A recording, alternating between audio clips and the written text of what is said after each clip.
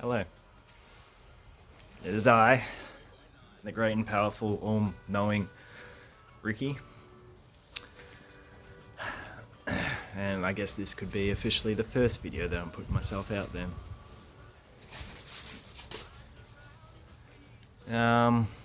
Just here to say it's alright. And be my authentic self to you. And just sort of winging it, risking myself. Everything that I am. But I'm not worried because I got nothing to lose, you know, everything to gain. And I don't even know where to start. It's amazing. But we're here, and that's all that matters, you know, we're being present.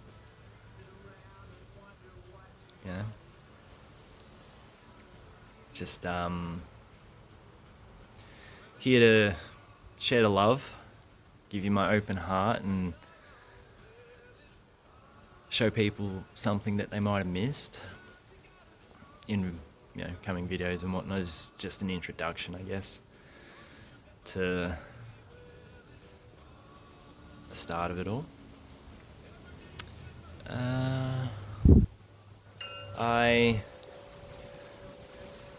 It all really, sorry, it's a windy day and got the chime going, so resonate with that or, you know, try to ignore it. Where do I start? It all started near, like, the end of February. I saw something that I shouldn't have seen. I probably manifested it, I'm not too sure. But I'll explain that in another video.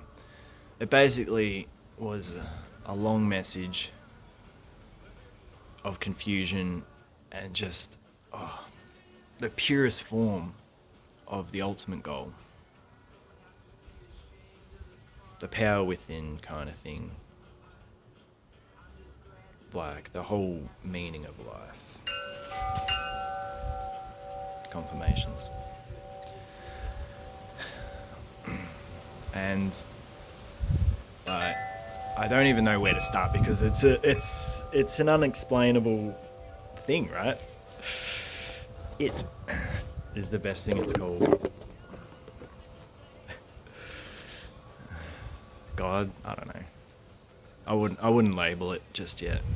I don't have an exact word for it, and what I want to explain doesn't really have words, you know, it's all feelings and masculine and feminine energies and all that BS. In the most beautiful kind of way, of course. Stop moving. I've got my camera balanced on the most ridiculous setup right now.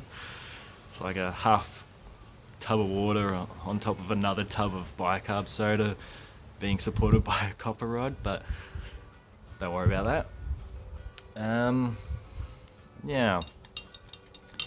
And like, since this February moment, it's been transitional and up and down, in and out, and wired and untapped, and just all over the place. And getting the conclusion that there are no coincidences. And I guess that's what I'm here to tell you today. Nothing is a coincidence, as mundane as it may seem. Everything happens for a reason. You know, your dog might die and you're sad for months or whatever and just fucking shattered and you're in a dark place. You know, you're supposed to be there. In a beautiful kind of way. It's heavy, it's hard, it hurts. Makes you turn bitter and everything around you turns the same. Perspective. You know, we are the blank canvases, the white blank pages of what we live in, you know. Some say, like, this is the Garden of Eden, right? We're in the mystical shit of it all. And, you know, we're here to create. That's the outlet, like, you know, where we are today is because of it, creation and creativity. And obviously it's gotten a bit out of hand where we are now, and everyone sort of knows that. They can feel it. There's a big shift coming. I've been sort of trying to research it. They calling it the golden era, so to speak. I don't know. Haven't done too much, but something about the new ways and going back to a very old way that we used to all live, which I'm excited for, and we'll get there. But we have to collect ourselves as a collective.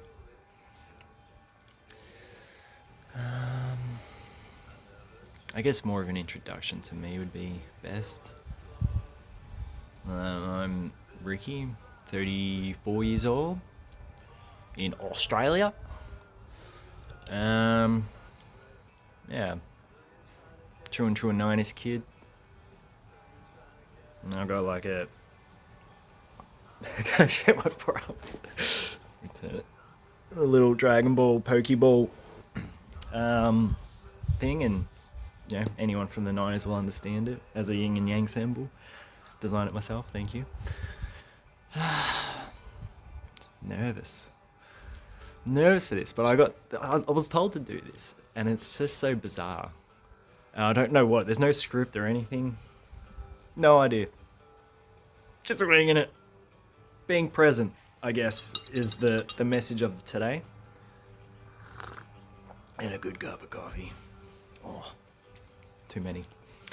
And during this February thing, epiphanizing,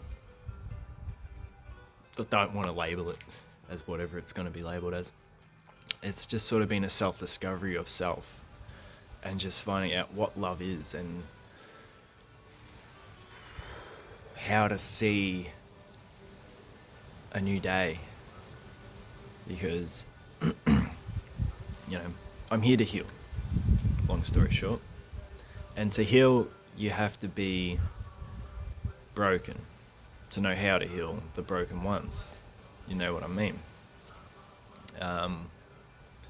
Like, not to compare myself to anyone, but I have been in a very dark place. Maybe the darkest place of all darkest places. The abyss, I like to call it.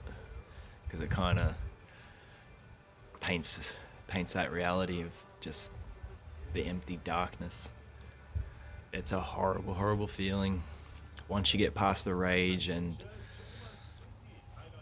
anger and all those wrong emotions, there's one after it, and it's the worst one. Nothing. I don't wish it on anyone.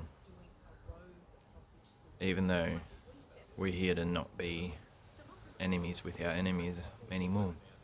We're here to be one as a collective. And it's going to take a lot of work. It's going to take a hell of a lot of work. But, you know, is it ever worth it if it isn't one of the hardest things ever?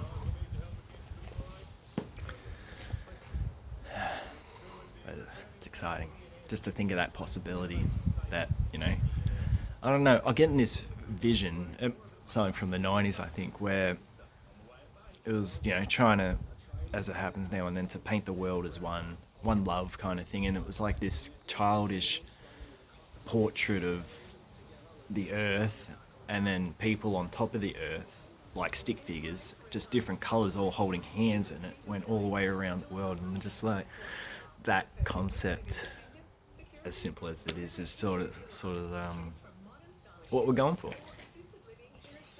Trying to figure out how to communicate what love is to everyone, because everyone defines it as their own thing. You know, like the Nazis define it as hate. That's love. And like, yeah, sure, why not? You do you. And then, you know, on the religious side of things, love is fear in an aspect. Like, I don't get me started on it. But we'll tap into that later. And yeah, back to me. And just seeing love and beauty and like the rareness in something so simple. Like, just trying to look for an example in my backyard. Butterflies. for the past few years, butterflies, where I'm from anyway, it doesn't stay hot for too long. Generally just lasts the summer and they disappear. But it's just after Easter, end of April, and I'm still seeing them. And it's just like, that's so good. So transformative, you know? We all want to be the butterfly. We're all caterpillars wanting to be the butterfly. And it's just like feeling that. You know, it's easier said than done because we're all got to figure out how to tap into our emotions, align the chakras, and etc., etc., etc. And I'm working on how to do that an easy way. I've been doing it the hard way for a long time. And, you know, I'm here now. I'm ready. I'm ready to share it all to the world. No more secrets, nothing to lie. Get rid of lies, you know? I think that's what's ruined the world as it is. Everyone just lies. Lies for greed, lies for something to gain. And there's nothing to gain. You know, everything we need is here. Is meant to be free. You know, food, music.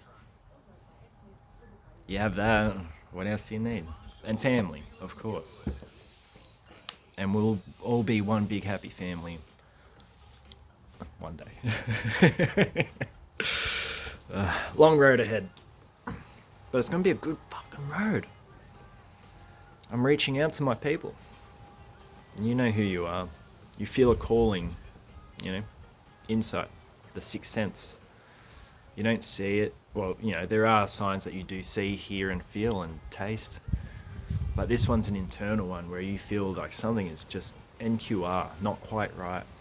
Hasn't been that way for a while, and something's changing this year. Something inside, and you're feeling compelled, right? Compelled to create and be creative, or just do something, or say something, or want a different way. You know, an unexplainable feeling, a tip of your tongue kind of thing. And, you know, mentioning the golden era, I saw a thing mention like, I don't even know if I saw a thing. Never mind. What if we were always in the golden era? You know, the good time. It was just a matter of changing our mindset. You know, because we're all focused too much on the ego and, you know, the grind, making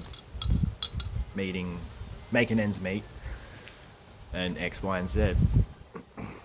But, you know, like, that's an interesting concept.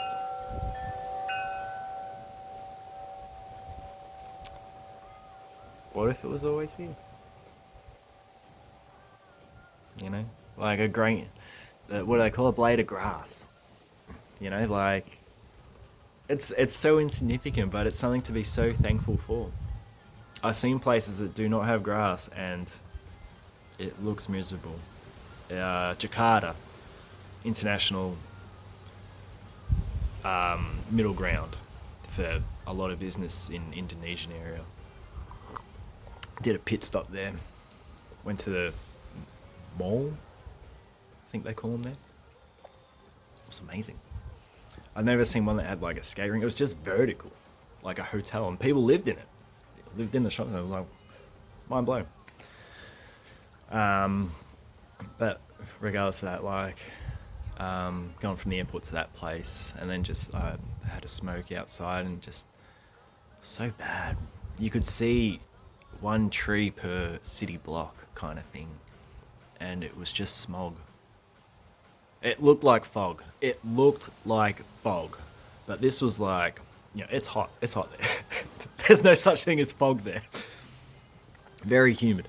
And probably mostly because of the pollution, but it was just, the whole place is polluted, and it was just like the most horrifying dystopia you would ever envision, where it's just endless buildings to the horizon or to the edge of the water, and it was just like not a way to live.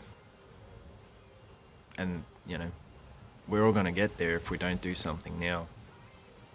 I'm here representing Earth, Arth, however you pronounce it, Mother Nature. We're not only here to save her, but to be one with it. And that's a part of the whole unison of coming together as a collective. Following the synchronicities of what this is.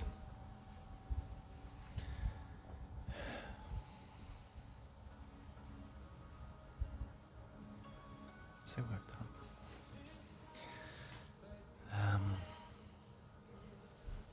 And you look into my eyes at this moment. You can't. I have this magical power, superpower, that works on a one-on-one basis in IRL, in real life, that you'd be able to feel when you're in my vicinity. And I don't know if it works through the communications device on the World Wide Web, but I can only try. So I hope you can feel what I'm trying to admit. And start the revolution, the one that John Lennon was talking about, or the Beatles, whoever. It's all been in the works for the past 100 or 200 years that we can sort of gather. Like, it's a very old world, but our time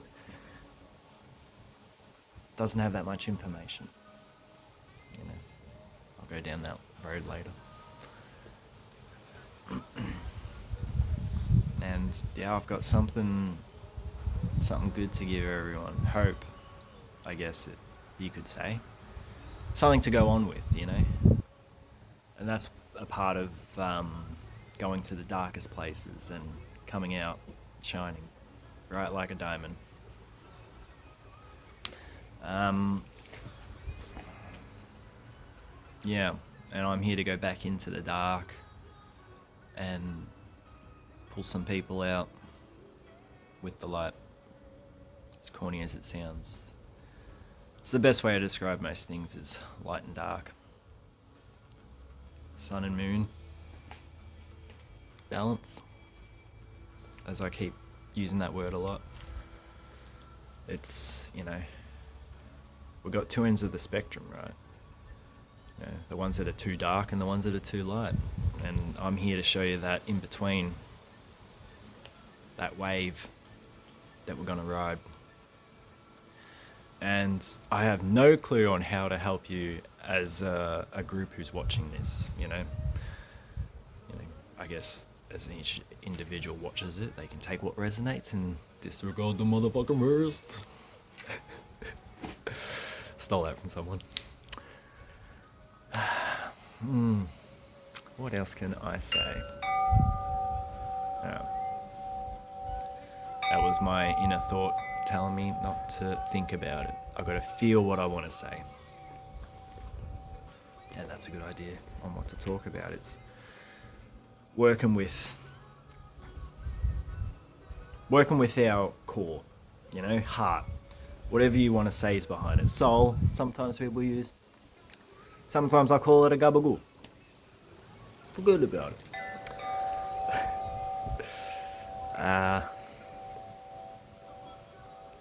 That's the road we're going down. We're trying to disconnect this ego part, right? It's good for some things. It's definitely good for some things. It's a masculine thing. It's intellect. It's sort of what protects us. But it's been protecting us a little too hard, during Easter, visiting in-laws, just having a walk around the block, and I was just went around this first corner, and every single house, they must have had a break-in at some point, and every single house had medium to high security cameras on their place, and it's just I could just feel that fear that they have. I've never seen these people, of whoever they are, but I've got a camera, but it's just more I don't even know why I got one now. Like, I see it, it's like, alright, people, I don't give a fuck. If something happens, it happens. But just sort of that fear that we live in. We don't need to live in fear anymore. It doesn't serve anyone. It serves people to make money, that's for sure. You know? I wonder how many people have stopped watching the news. I stopped in COVID times. I lived in one of the hardest lockdowns. That's a fun fact about me. I'm from Melbourne, mate. West side. Broady boy. Anyway. I'm not... Oh, sorry. COVID. Lockdown. What was it? I think it was 8 months lockdown in total. Thanks, Dan. Yeah, so it was like Israel that was locked down the most or something, some other place, and then Melbourne, because each state was against each other. Funnily enough, hilarious. Instead of coming as one, like, it was the most divided time, right? That's what sort of started this whole new thing. It's been 5 years in the making since that whole rift. I forgot what I was going to say about COVID and lockdowns. Doesn't matter. I'm from the hardest time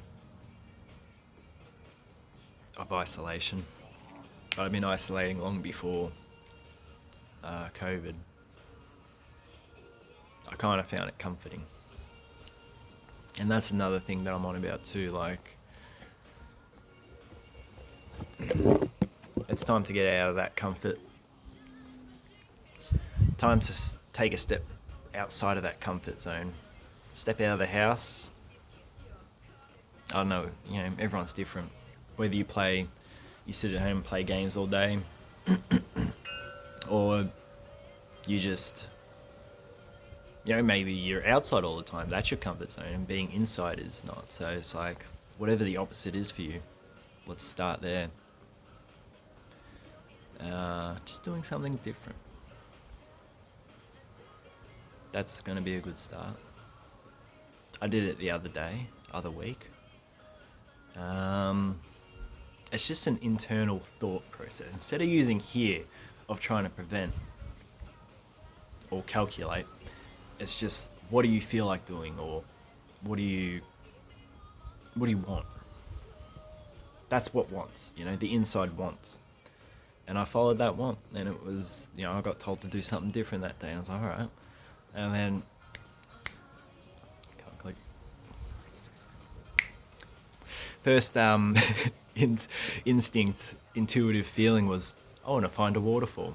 I want to be near a body of water. So, you know, quick Google map, waterfalls, and found one. There was one local to me, in Geelong, which is my local city. It's like a 20-minute drive. But it was in Geelong, part of the Barwon River, and I was like, I don't know, there's a waterfall there. Drove to it, got to it. Wasn't really a waterfall, it's more like a downward river stream. Like. But it was nice. It was real nice. There's the videos on here, obviously.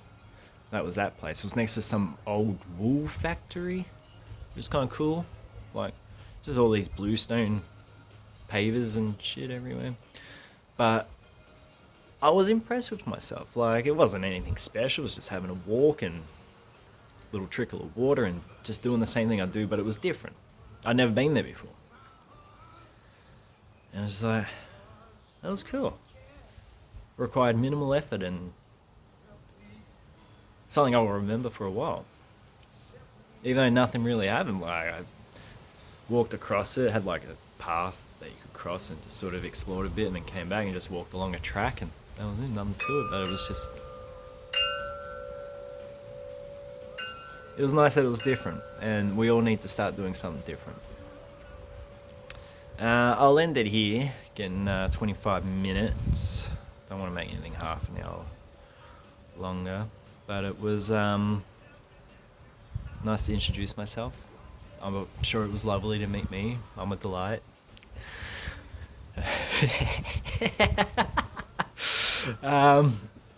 Yeah, you're delicious.